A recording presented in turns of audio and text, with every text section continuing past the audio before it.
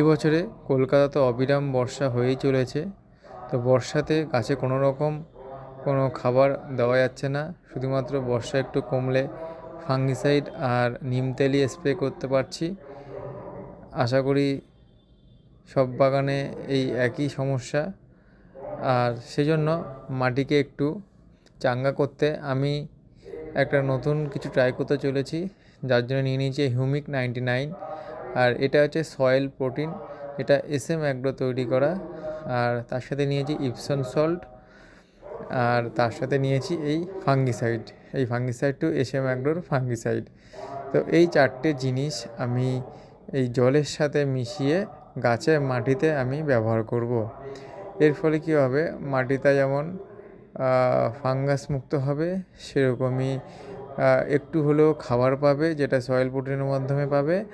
আর humic acid বা humic 99, যেটা কিনা মাটিকে আবার নতুন করে চার্জ করবে। তো তার সাথে আছে ইপসন সল্ট। তো এই চারটে জিনিস আমি একসাথে মিশিয়ে গাছের মাটিতে পরীক্ষামূলকভাবে একবার ইউজ করছি, যে ইউজ করে দেখি যে এটা আমি এভাবে কোনো দিন আগে আমি ইউজ করিনি। তো এই প্রথমবার ইউজ করছি। তো দেখা যাক রেজাল্ট কী আসে, পরবর্তী ভিডিও করে আমি জানাবো।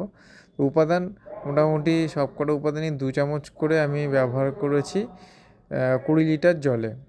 তো দেখা যাক কেমন কী আসে।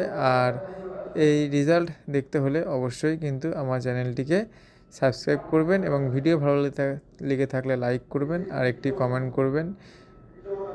নমস্কার।